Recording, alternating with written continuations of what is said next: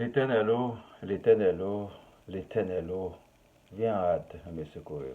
Délivre-moi et fais-moi vivre. Pardonne-moi mes fautes et les iniquités du temps jadis. Pardonne les autres de leur opprobre, Seigneur Dieu. Fais ce que tu veux avec moi. Donne-moi un cœur d'amour et augmente en moi la foi. Délivre-moi de tous mes ennemis et de tous mes adversaires. Défends-moi avec fracas contre les insolences de l'ennemi. Que ta volonté soit faite. Mon nom c'est Boniface Paradon, votre serviteur. Je vous salue très cordialement dans le précieux nom de notre Seigneur et Sauveur Jésus-Christ, le Messie qui a été envoyé par notre Père, l'Éternel des armées, pour nous sauver. Qu'il nous sauve chaque instant de notre vie et qu'il nous maintienne dans son topo. De ce fait, je vous dis merci et bienvenue sur le web, chers internautes, à l'écoute et à la visualisation de cette nouvelle édition. Le titre d'aujourd'hui, c'est Malheur à la ville rebelle et souillée, à la ville pleine d'oppresseurs. Sophonie chapitre 3 du verset 1er à 6. Malheur à la ville rebelle et souillée, à la ville pleine d'oppresseurs, elle n'écoute aucune voix, elle n'a point égard à la correction, elle ne se confie pas à l'Éternel, elle ne s'approche pas de son Dieu.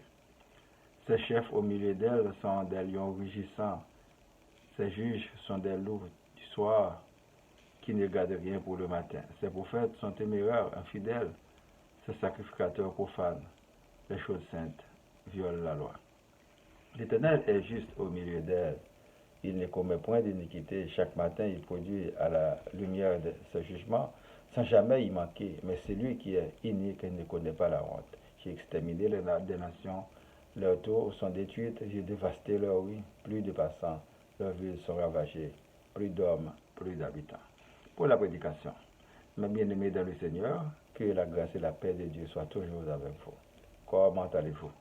Nous espérons que tout va bien par la grâce de Dieu, physiquement et spirituellement. Pour que ça va bien, la santé en tout genre doit être en parfait état.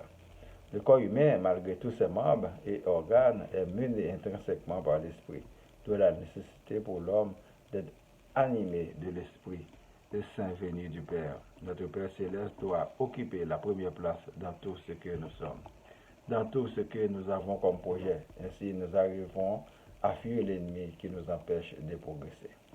En fait, la majorité des textes bibliques ne sont pas à interpréter mot à mot, car ce sont majoritairement des paraboles, des histoires du peuple Israël et qui ont été rédigées antérieurement ou une époque différente. C'est pourquoi l'on parle d'inspiration divine et de révélation. Nous devons les mettre en contexte actuel pour mieux avancer chaque jour dans nos villes et nos pays. Quand l'auteur annonce du malheur à la ville rebelle et souillée, il parle des humains, des biens et des richesses de l'homme dans la ville. Il y a beaucoup d'abus, de crimes, de justice dans la cité. Là où l'oppression agit en maître et seigneur, la malédiction est juste à côté. Après, il y aura la vengeance, faute d'absence de la justice. Nous sommes co-responsables des débâcles dans la société aujourd'hui. Ce n'est pas vrai que c'est toujours la faute de l'autre, mais jamais non. Nous avons tous des droits et des devoirs dans la ville. Les catastrophes naturelles et humaines n'épargnent des fois personne dans leur parcours. Spirituellement, nous devons nous préparer en conséquence. Nous avons tous l'obligation de conseiller, d'exhorter les autres à participer au changement réel. Sinon, dans leur mésaventure incertaine, il serait beaucoup trop tard d'être épargnés. Prenons l'exemple d'une épidémie fatale. Quand les gens se rapprochent de Dieu avec un cœur sincère, on enregistre beaucoup moins d'actes de barbarie et de criminalité. On se sent plus confortable, plus en sécurité que dans un monde de dupes ou de jungle. Il est donc plus que nécessaire de mener une vie de repentance pratiquement. Le monde agit en faisant semblant pour plaire à d'autres que de faire plaisir à l'Éternel Dieu. Et le pire, c'est quand on sert encore plusieurs dieux. Le faux Dieu veut que vous fassiez sa volonté en tuant, en volant et en pillant les autres au lieu de s'adonner au Dieu labeur à la sueur de notre front. Vient encore l'insatisfaction de l'amour, de la richesse et de l'argent. On veut encore la part de l'autre. Actuellement, nous pouvons constater des villes fantômes pour toutes sortes de raisons, telles que l'insécurité, la misère, le chômage, la chasse à l'homme, la guerre, la destruction, etc. À un moment donné, l'homme doit jouir de ses droits. Il fait également ses devoirs. Donc la responsabilité est de mise. Nous constatons tous, malgré d'énormes progrès de l'homme, il existe depuis toujours une minorité qui est en train de tout saboter dans l'univers. Nous espérons quand même que la volonté de Dieu s'accomplira. Peuple haïtien, comment nous souhaitons aujourd'hui un plus bon qu'hier. Mais nous vous disons honnêtement que sans votre participation, il n'y aura pas de changement dans le pays. Premièrement, quelle ville et quel pays que vous voulez. Si le pays ne fonctionne pas bien, il faut changer les dirigeants actuels ou les chasser par n'importe quel moyen.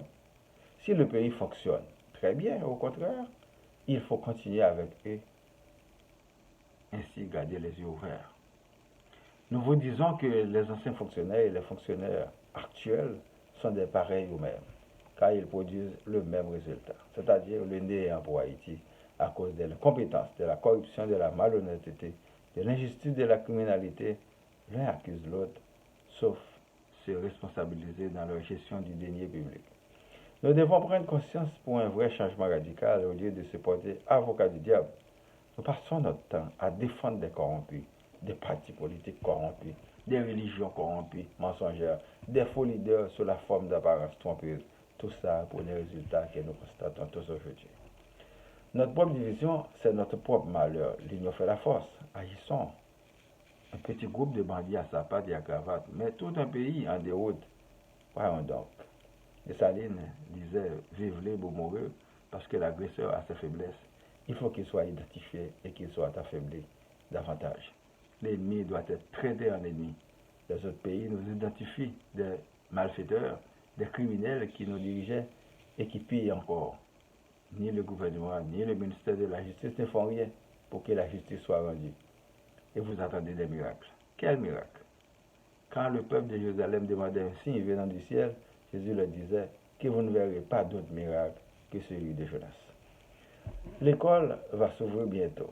Parents, envoyez vos enfants à l'école.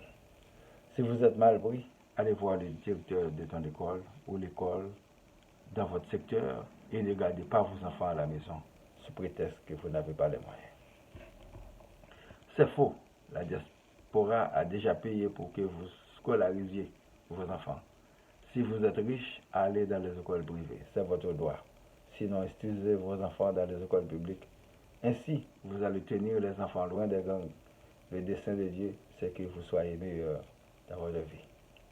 Demandons à Dieu de nous délivrer maintenant de tous nos ennemis et de tous nos adversaires. Qu'il ait pitié de nous. Qu'il nous comble de sa grâce infinie. Que Jésus nous sauve. Que l'Esprit Saint nous guide. Nous prions pour moi, ma famille, vos familles, les membres des groupes de spiritualité, les personnes malades, les personnes les démunis, les prisonniers, les personnes vulnérables, les leaders, les chômeurs, les villes Laval, Montréal, Québec, Canada et le monde entier.